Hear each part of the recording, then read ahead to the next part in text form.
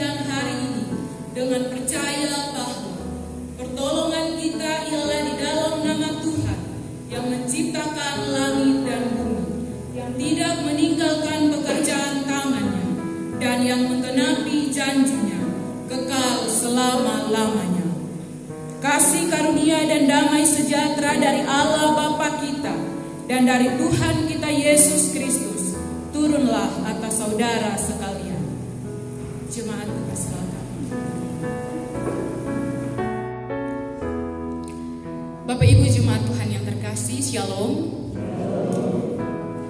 Sebelum kita masuk dalam perenungan firman Tuhan pada saat ini, izinkan saya untuk memperkenalkan diri terlebih dahulu. Perkenalkan, nama saya Betnike Adolfina Tabun, biasa disapa Ike. Saya mahasiswa Fakultas Teologi dari UKSW. Saya berasal dari Kupang, Nusa Tenggara Timur, dan asal sinode saya yaitu Gemit, Gereja Masehi Injili di Timor. Saya juga mengucapkan terima kasih kepada Ibu Pendeta Wulandari, kepada Bapak Ibu Majelis, dan kepada Bapak Ibu Jemaat yang telah memberikan kesempatan kepada saya dalam melaksanakan tugas dan tanggung jawab saya dalam praktik homiletika 2 ini. Demikian perkenalan dari saya. Bapak Ibu Jemaat yang terkasih, kita bersyukur karena hari ini kita boleh bersama-sama berkumpul di tempat ini. Kita boleh bersama-sama datang dan mensyukuri atas setiap berkat dan perkenanan Tuhan dalam kehidupan kita. Pada kebaktian minggu saat ini yang menjadi tema khotbah yang diberikan berdasarkan buku Sabda Gesang, yaitu teguh menyatakan suara kenabian di tengah pergumulan masyarakat. Teguh menyatakan suara kenabian di tengah pergumulan masyarakat. Melalui tema ini Bapak Ibu, kita akan bersama-sama belajar bagaimana kita sebagai orang yang percaya ketika kita berhadapan dengan persoalan-persoalan kehidupan. Bapak Ibu Jemaat yang terkasih, firman Tuhan hari ini dalam Yesaya 6 ayat 1 hingga ayatnya yang ke-8, di situ memuat sebagian cerita pemanggilan dan pengutusan Nabi Yesaya yang terjadi pada tahun matinya Raja Uzia. Juga Bapak Ibu memperlihatkan kepada kita situasi dan kondisi Israel pada masa pemerintahan Raja Uzia di wilayah Israel bagian selatan atau sering disebut dengan Kerajaan Yehuda yang berpusat di Yerusalem. Yang pada saat itu Bapak Ibu, kondisi dan situasi kehidupan mereka sangat buruk di mata Tuhan. Raja-raja Israel keturunan Daud umumnya disebut jahat oleh Tuhan. Mengapa demikian Bapak Ibu?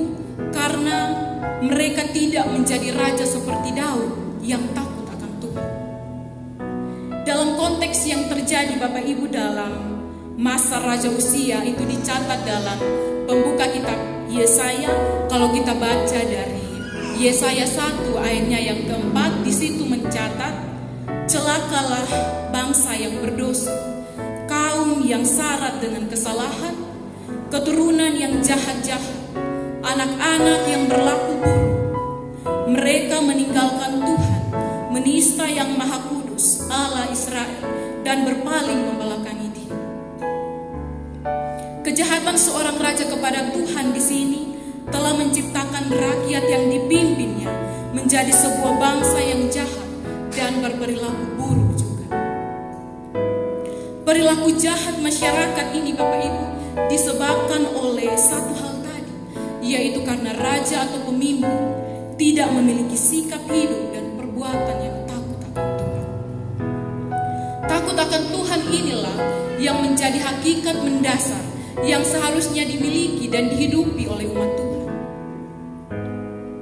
Sikap hidup dan perilaku bangsa Israel Bapak Ibu secara utuh sama sekali tidak mencerminkan sebutan sebagai umat Tuhan.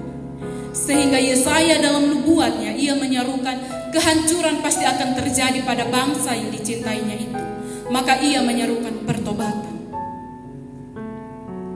Juga dalam Yesaya 1 Bapak Ibu ayatnya yang ke-10 mencatat, dengarlah firman Tuhan, hai Hai pemimpin-pemimpin manusia Sodom, perhatikanlah pengajaranmu.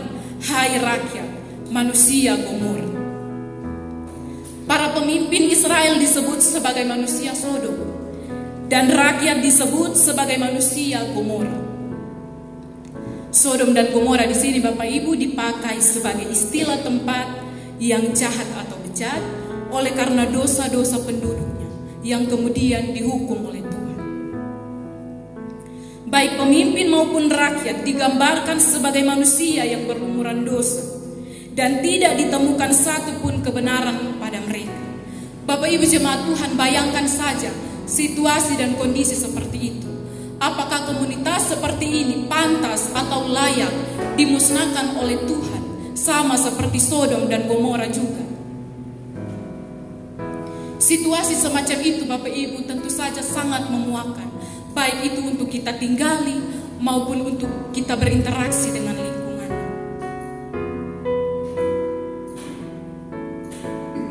Bahkan disebutkan oleh Yesaya juga, tempat ibadah yang semestinya menjadi area perjumpaan antara Tuhan dengan umat Tuhan hanya mempertontonkan ritual tanpa adanya kebenaran dan keadilan. Ritual yang ramai, ritual yang meriah, namun hanya mengejar popularitas. Dan semuanya ini Bapak Ibu dilakukan oleh pemimpin-pemimpin umat, dilakukan oleh lembaga-lembaga keagamaan yang hidup pada masa itu ya Bapak Ibu, yang hidup pada masa itu. Bapak Ibu jemaat yang terkasih, situasi umat Tuhan pada masa Yesaya tidak jauh berbeda dengan situasi kehidupan kita pada saat ini. Secara meluas kita hidup di tengah masyarakat yang lebih membesarkan keinginan diri kita sendiri daripada memperhatikan orang lain. Kita lebih suka dengan keinginan dunia daripada memperhatikan kehidupan rakyat. Indonesia dewasa ini Bapak Ibu penuh dengan keagamaan yang beragam, dengan yang kemudian ritual-ritual dari masing-masing keagamaan ini mulai dipertontonkan dengan sengaja di berbagai media, yang kemudian saling menyakiti dan memunculkan perdebatan yang mencerminkan fanatisme. Ini semua mulai memenuhi ruang-ruang diskusi dunia maya. Menurut Bapak Ibu apa tujuan dari semua ini? Bapak Ibu jemaat yang terkasih, dalam kehidupan bermasyarakat, beragama ataupun kehidupan sebagai warga negara, kepada kita dipertontonkan perilaku-perilaku yang juga brutal. Perilaku korupsi secara struktural, mulai dari lembaga-lembaga keagamaan sampai sekolah-sekolah dan bahkan tempat-tempat peribadatan. Tempat-tempat yang seharusnya menjadi rujukan bagi masyarakat untuk mencari keadilan, ternyata secara terang benderang mengelabui masyarakat dan mengubah hukum, mengatakan bahwa semuanya sudah sesuai prosedur. Keadilan di negeri kita ini, yaitu hukum, terkadang tidak memberi kepastian bagi sebagian rakyat Indonesia.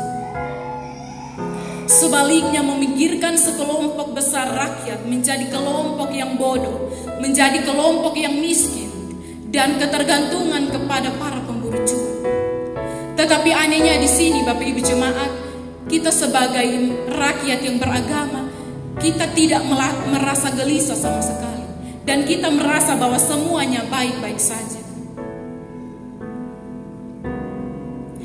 Bapak Ibu jemaat yang terkasih, dalam pembacaan firman Tuhan hari ini, Yesaya mendorong kita untuk speak up atau berbicara jika terjadi ketidakadilan atau penindasan di depan mata kita.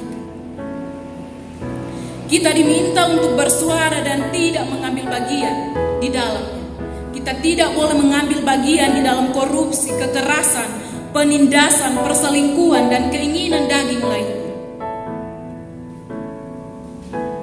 Hal praktis dalam kehidupan kita sehari-hari Bapak Ibu, istri ataupun suami, jangan sampai karena tuntutan kehidupan kita mendorong suami atau istri untuk menghalalkan segala cara untuk mendapatkan apa yang kita mau.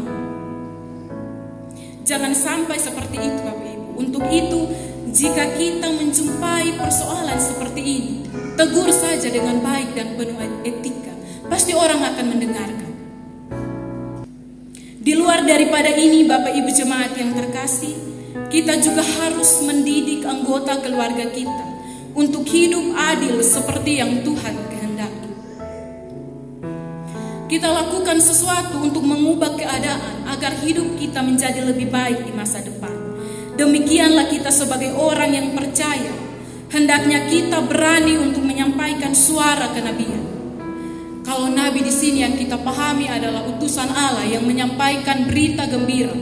Tetapi dalam konteks ini, dalam konteks realita kehidupan kita semua juga adalah nabi-nabi kecil yang diutus Allah untuk menyampaikan berita gembira kepada sesama kita yang tertindas. Kita sama seperti Yesaya, Bapak Ibu, yang hidup di tengah masyarakat yang rusak dan juga brutal di hadapan Tuhan. Kita juga sama seperti Yesaya yang secara pribadi bukanlah orang benar. Kita penuh noda dan kilau di sepanjang hidup kita, sehingga kita menempatkan diri kita sendiri sebagai orang yang tidak pantas, orang yang tidak layak untuk menyuarakan atau menegur sesama kita. Dan akhirnya kita memilih untuk diam saja. Tetapi sama seperti Yesaya dalam pembacaan firman Tuhan kita hari ini, yang telah disentuh bibirnya dengan bara api, sehingga ia telah dilayakkan menjadi utusan Tuhan dan dimampukan untuk menyuarakan kebenaran dan keadilan.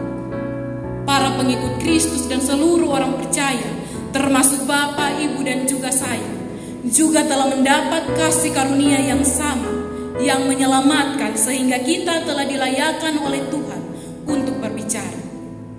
Berbicara di sini, Bapak Ibu, bukan semata-mata cuman kata-kata, tetapi menuntut tindakan dan perbuatan kita. Lebih-lebih jika kepada kita diberi tanggung jawab atau amanah sebagai pemimpin. Kalau di tengah keluarga, tentu ada permainan kuasa. Tetapi harus kuasa yang diberikan Allah sesuai yang Allah kehendaki. Saya tidak tahu pola didik seperti apa yang diterima dan diterapkan oleh Bapak Ibu dalam keluarga.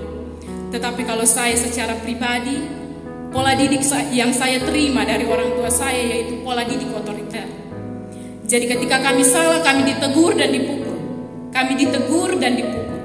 Tetapi itulah cara kontrol orang tua kami, orang tua saya kepada kami.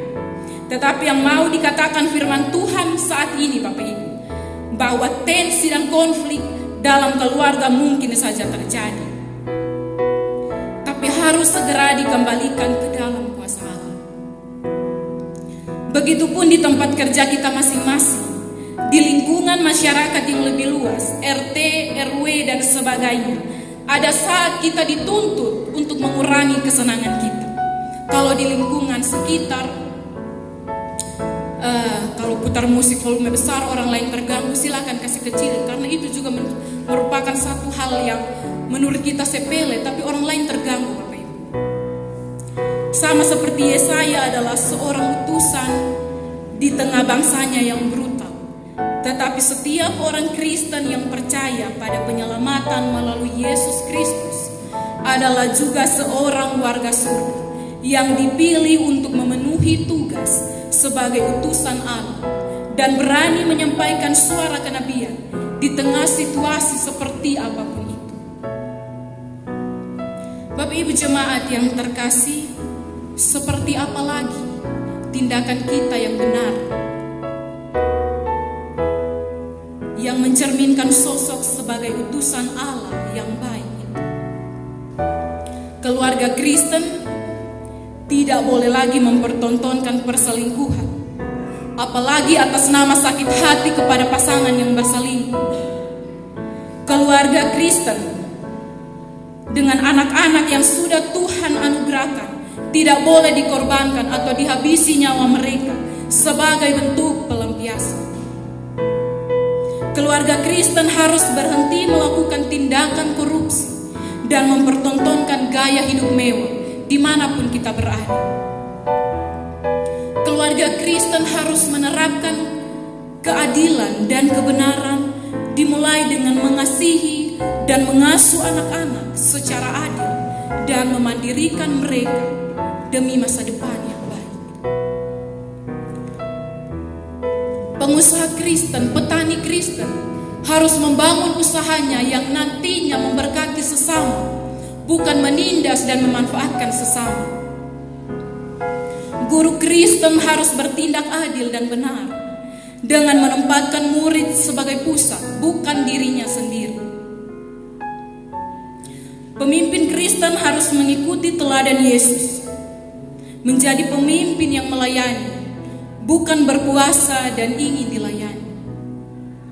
Bapak Ibu jemaat yang terkasih, firman Tuhan kita hari ini mengajarkan kita sebagai makhluk ciptaan Tuhan, kita harus respek dan peduli terhadap sesama kita yang tertindas, yang teraniaya.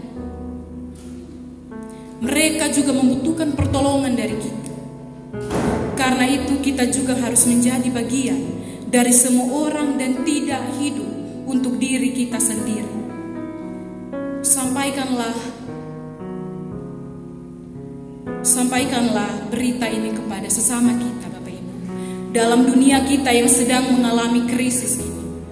Demikianlah firman Tuhan, yang berbahagia adalah setiap kita yang mendengarkan firman Tuhan. Tuhan memberkati